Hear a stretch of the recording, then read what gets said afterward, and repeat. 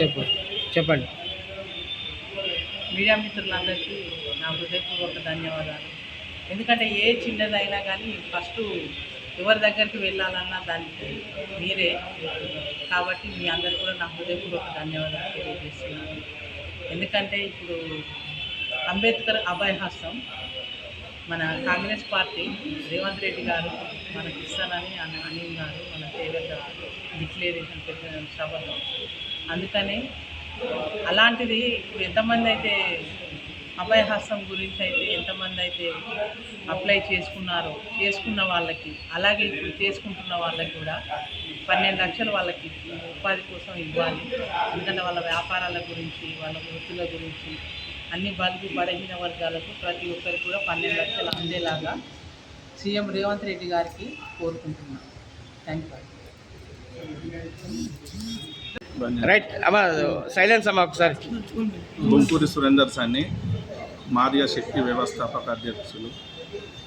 మరి ఏదైతే కాంగ్రెస్ పార్టీ అధికారంలోకి రాకముందు చేవెళ్ళ భారీ బహిరంగ సభలో అసెంబ్లీ ఎన్నికలకు ముందు చేవెళ్ళ డిక్లరేషన్ పేరుతో 12 అంశాలతో కూడుకున్నటువంటి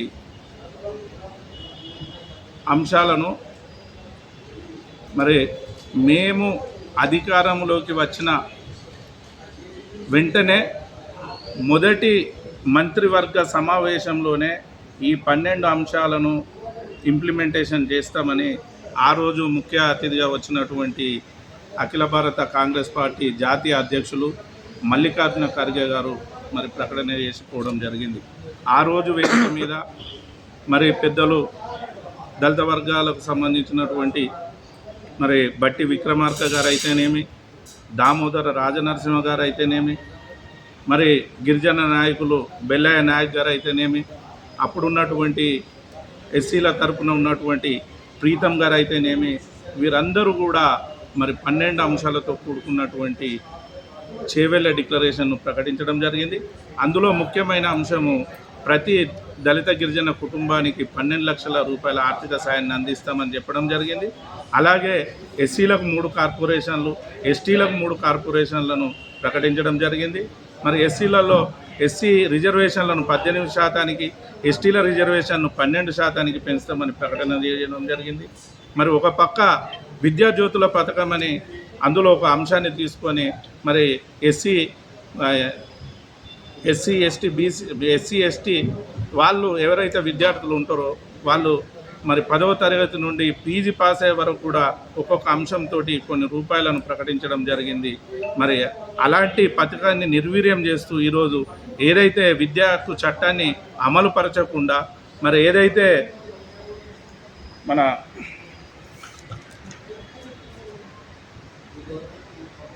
ఫీజు రియంబర్స్మెంట్ ఏదైతే మరి అప్పుడున్నటువంటి మహనీయులు మరి వైఎస్ రాజశేఖర రెడ్డి గారు ప్రవేశపెట్టినటువంటి ఫీజు రియంబర్స్మెంట్ను కూడా మరి కాలరాస్తూ మరి విద్యార్థులను ఎక్కడికక్కడ చదువుకోకుండా అడ్డుకుంటున్న పరిస్థితులను కూడా మనం గమనిస్తున్నాం.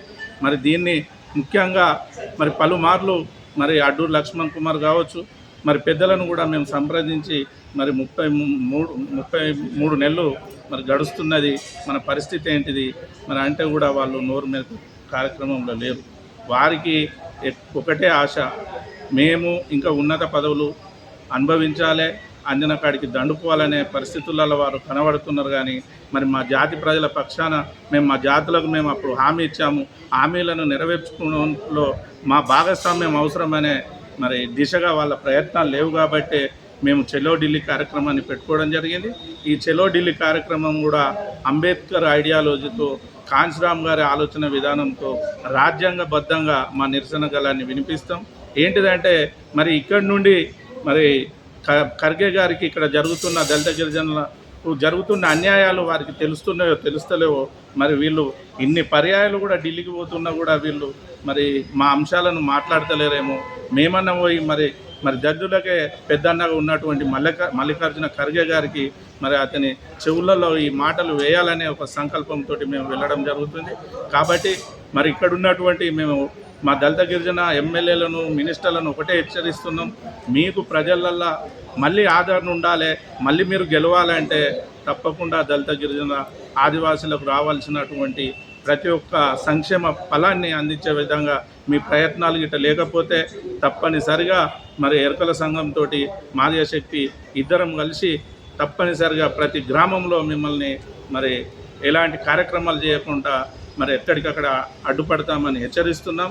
మీరు తప్పకుండా 26వ తారీఖు లోపల గిట్ట మీరు ఒక ప్రకటన గిట్ట చేయకపోతే 27వ తారీఖు రోజున మరి జంతర్ మంతర్ దగ్గర మా నిరసన గలాన్ని పంపిస్తామని తెలియజేస్తాం. Okay, thank you sir.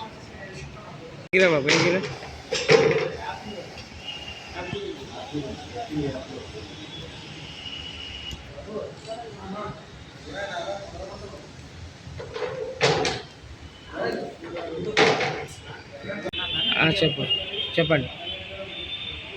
Media మిత్రులందరికీ నా హృదయపూర్వక ధన్యవాదాలు. ఎందుకంటే ఏ చిన్నదైనా కానీ ఫస్ట్ ఎవరి దగ్గరికి వెళ్ళాలన్నా దానికి మీరే, కాబట్టి మీ అందరికీ కూడా నా హృదయపూర్వక ధన్యవాదాలు తెలియజేస్తున్నాను. ఎందుకంటే ఇప్పుడు అంబేద్కర్ అభయహస్తం మన కాంగ్రెస్ పార్టీ రేవంత్ రెడ్డి గారు మనకి ఇస్తానని అన్నారు మన తేలిక డిక్లేరేషన్ పెట్టిన సభలో. అందుకని అలాంటిది ఇప్పుడు ఎంతమంది అయితే అభయహస్తం గురించి అయితే ఎంతమంది అయితే అప్లై చేసుకున్న వాళ్ళకి, అలాగే ఇప్పుడు చేసుకుంటున్న వాళ్ళకి కూడా 12 లక్షలు వాళ్ళకి ఉపాధి కోసం ఇవ్వాలి. ఎందుకంటే వాళ్ళ వ్యాపారాల గురించి, వాళ్ళ వృత్తుల గురించి, అన్ని బడుగు బలహీన వర్గాలకు ప్రతి ఒక్కరికి కూడా 12 లక్షలు అందేలాగా సీఎం రేవంత్ రెడ్డి గారికి కోరుకుంటున్నాను. Thank you.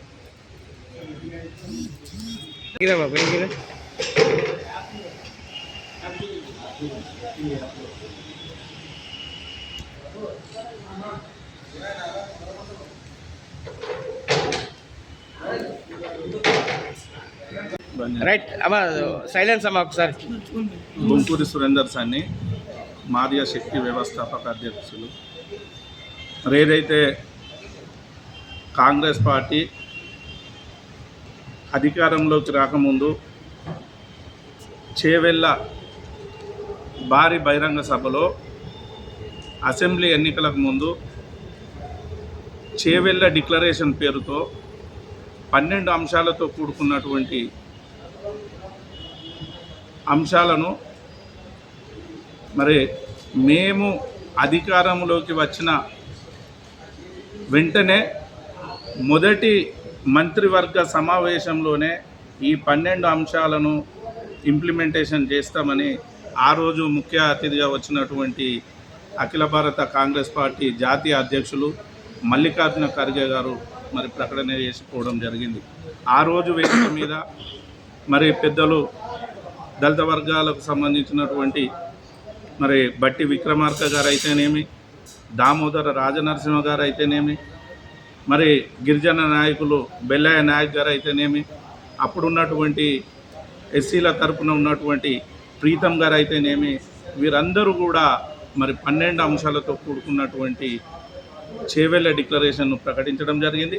అందులో ముఖ్యమైన అంశము ప్రతి దళిత గిరిజన కుటుంబానికి 12 లక్షల రూపాయల ఆర్థిక సాయాన్ని అందిస్తామని చెప్పడం జరిగింది. అలాగే ఎస్సీలకు 3 కార్పొరేషన్లు, ఎస్టీలకు 3 కార్పొరేషన్లను ప్రకటించడం జరిగింది. మరి ఎస్సీలలో ఎస్సీ రిజర్వేషన్లను 18%, ఎస్టీల రిజర్వేషన్ను 12% పెంచుతామని ప్రకటన చేయడం జరిగింది. మరి ఒక పక్క విద్యాజ్యోతుల పథకం అని అందులో ఒక అంశాన్ని తీసుకొని మరి ఎస్సీ ఎస్టీ వాళ్ళు ఎవరైతే విద్యార్థులు ఉంటారో వాళ్ళు మరి 10వ తరగతి నుండి పీజీ పాస్ అయ్యే వరకు కూడా ఒక్కొక్క అంశంతో కొన్ని రూపాయలను ప్రకటించడం జరిగింది. మరి అలాంటి పథకాన్ని నిర్వీర్యం చేస్తూ ఈరోజు ఏదైతే విద్యా హక్కు చట్టాన్ని అమలు పరచకుండా మరి ఏదైతే మన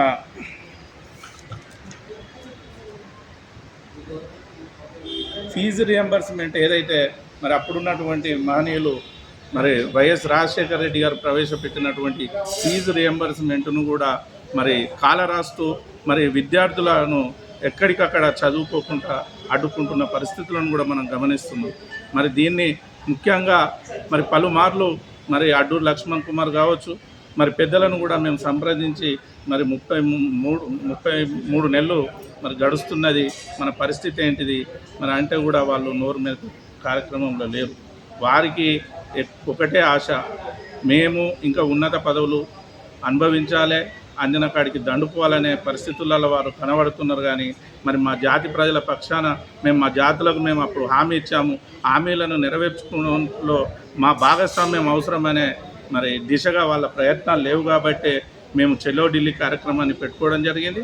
ఈ చెలో ఢిల్లీ కార్యక్రమం కూడా అంబేద్కర్ ఐడియాలజీతో, కాంశీరామ్ గారి ఆలోచన విధానంతో రాజ్యాంగబద్ధంగా మా నిరసన గలాన్ని వినిపిస్తాం. ఏంటిదంటే మరి ఇక్కడి నుండి మరి ఖర్గే గారికి ఇక్కడ జరుగుతున్న దళిత గిరిజనులకు జరుగుతున్న అన్యాయాలు వారికి తెలుస్తున్నాయో తెలుస్తలేవో, మరి వీళ్ళు ఇన్ని పర్యాయాలు కూడా ఢిల్లీకి పోతున్నా కూడా వీళ్ళు మరి మా అంశాలను మాట్లాడతలేరేమో. మేమన్నా పోయి మరి దళితులకే పెద్దన్నగా ఉన్నటువంటి మల్లికార్జున ఖర్గే గారికి మరి అతని చెవులలో ఈ మాటలు వేయాలనే ఒక సంకల్పంతో మేము వెళ్ళడం జరుగుతుంది. కాబట్టి మరి ఇక్కడ ఉన్నటువంటి మేము మా దళిత గిరిజన ఎమ్మెల్యేలను, మినిస్టర్లను ఒకటే హెచ్చరిస్తున్నాం, మీకు ప్రజలల్లో మళ్ళీ ఆదరణ ఉండాలి, మళ్ళీ మీరు గెలవాలంటే తప్పకుండా దళిత గిరిజన ఆదివాసులకు రావాల్సినటువంటి ప్రతి ఒక్క సంక్షేమ ఫలాన్ని అందించే విధంగా మీ ప్రయత్నాలు గిట్ట లేకపోతే తప్పనిసరిగా మరి ఎరకల సంఘంతో మాదిగ శక్తి ఇద్దరం కలిసి తప్పనిసరిగా ప్రతి గ్రామంలో మిమ్మల్ని మరి ఎలాంటి కార్యక్రమాలు చేయకుండా మరి ఎక్కడికక్కడ అడ్డుపడతామని హెచ్చరిస్తున్నాం. మీరు తప్పకుండా 26వ తారీఖు లోపల గిట్ట మీరు ఒక ప్రకటన గిట్ట చేయకపోతే 27వ తారీఖు రోజున మరి జంతర్ మంతర్ దగ్గర మా నిరసన గలాన్ని వినిపిస్తామని తెలియజేస్తాం. Okay, thank you sir.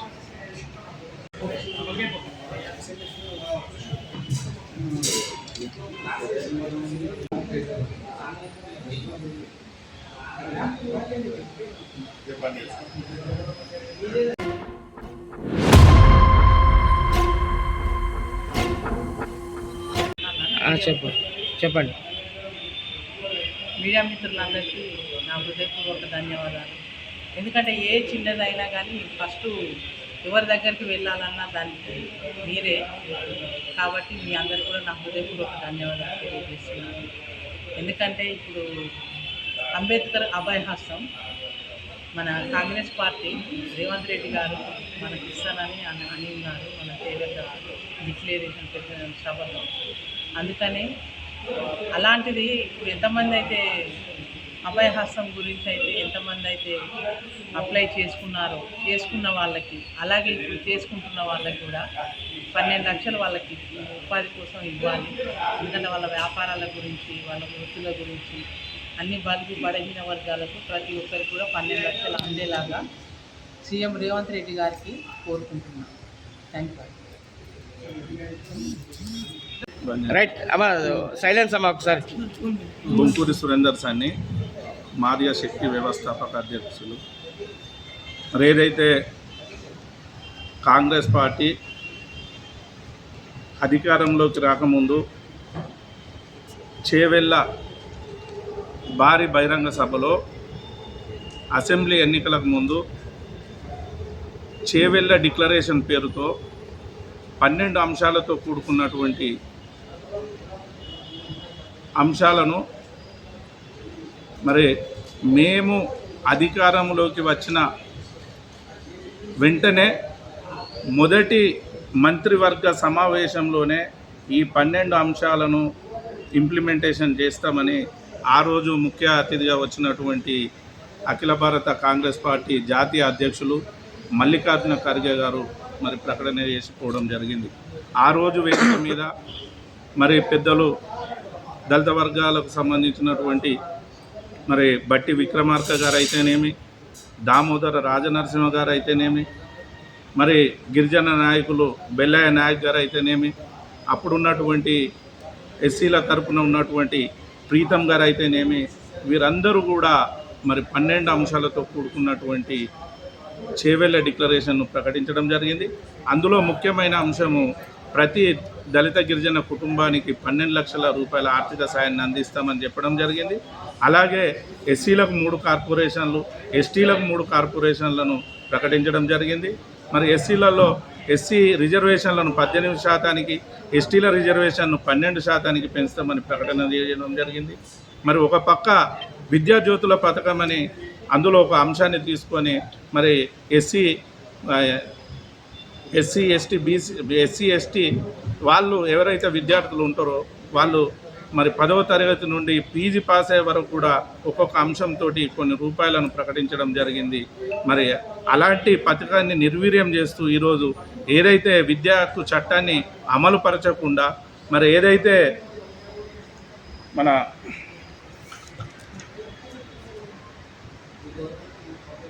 Fee reimbursement ఏదైతే మరి అప్పుడున్నటువంటి మహనీయులు మరి వైఎస్ రాజశేఖర రెడ్డి గారు ప్రవేశపెట్టినటువంటి ఫీజు రియంబర్స్మెంట్ను కూడా మరి కాలరాస్తూ మరి విద్యార్థులను ఎక్కడికక్కడ చదువుకోకుండా అడ్డుకుంటున్న పరిస్థితులను కూడా మనం గమనిస్తున్నాం. మరి దీన్ని ముఖ్యంగా మరి పలుమార్లు మరి అడ్డూరు లక్ష్మణ్ కుమార్ కావచ్చు మరి పెద్దలను కూడా మేము సంప్రదించి మరి 33 నెలలు మరి గడుస్తున్నది, మన పరిస్థితి ఏంటిది మరి అంటే కూడా వాళ్ళు నోరు మీద కార్యక్రమంలో లేరు. వారికి ఒకటే ఆశ, మేము ఇంకా ఉన్నత పదవులు అనుభవించాలి, అంజన కాడికి దండుకోవాలనే పరిస్థితులలో వారు కనబడుతున్నారు. కానీ మరి మా జాతి ప్రజల పక్షాన మా జాతులకు మేము అప్పుడు హామీ ఇచ్చాము, హామీలను నెరవేర్చుకోవడంలో మా భాగస్వామ్యం అవసరమనే మరి దిశగా వాళ్ళ ప్రయత్నాలు లేవు. కాబట్టి మేము చెలో ఢిల్లీ కార్యక్రమాన్ని పెట్టుకోవడం జరిగింది. ఈ చెలో ఢిల్లీ కార్యక్రమం కూడా అంబేద్కర్ ఐడియాలజీతో, కాంశీరామ్ గారి ఆలోచన విధానంతో రాజ్యాంగబద్ధంగా మా నిరసన గలాన్ని వినిపిస్తాం. ఏంటిదంటే మరి ఇక్కడి నుండి మరి ఖర్గే గారికి ఇక్కడ జరుగుతున్న దళిత గిరిజనులకు జరుగుతున్న అన్యాయాలు వారికి తెలుస్తున్నాయో తెలుస్తలేవో మరి వీళ్ళు ఇన్ని పర్యాయాలు కూడా ఢిల్లీకి పోతున్నా కూడా వీళ్ళు మరి మా అంశాలను మాట్లాడతలేరేమో. మేమన్నా పోయి మరి జడ్జులకే పెద్దన్నగా ఉన్నటువంటి మల్లికార్జున ఖర్గే గారికి మరి అతని చెవులలో ఈ మాటలు వేయాలనే ఒక సంకల్పంతో మేము వెళ్ళడం జరుగుతుంది. కాబట్టి మరి ఇక్కడ ఉన్నటువంటి మేము మా దళిత గిరిజన ఎమ్మెల్యేలను, మినిస్టర్లను ఒకటే హెచ్చరిస్తున్నాం, మీకు ప్రజలల్లో మళ్ళీ ఆదరణ ఉండాలి, మళ్ళీ మీరు గెలవాలంటే తప్పకుండా దళిత గిరిజన ఆదివాసులకు రావాల్సినటువంటి ప్రతి ఒక్క సంక్షేమ ఫలాన్ని అందించే విధంగా మీ ప్రయత్నాలు గిట్ట లేకపోతే తప్పనిసరిగా మరి ఎరకల సంఘంతో మాదిగ శక్తి ఇద్దరం కలిసి తప్పనిసరిగా ప్రతి గ్రామంలో మిమ్మల్ని మరి ఎలాంటి కార్యక్రమాలు చేయకుండా మరి ఎక్కడికక్కడ అడ్డుపడతామని హెచ్చరిస్తున్నాం. మీరు తప్పకుండా 26వ తారీఖు లోపల గిట్ట మీరు ఒక ప్రకటన గిట్ట చేయకపోతే 27వ తారీఖు రోజున మరి జంతర్ మంతర్ దగ్గర మా నిరసన గలాన్ని వినిపిస్తామని తెలియజేస్తాం. Okay, thank you sir.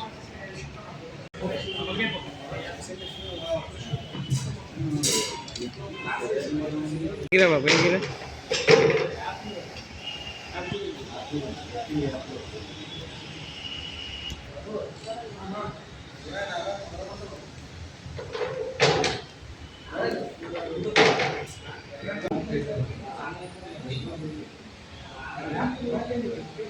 చెప్పండి.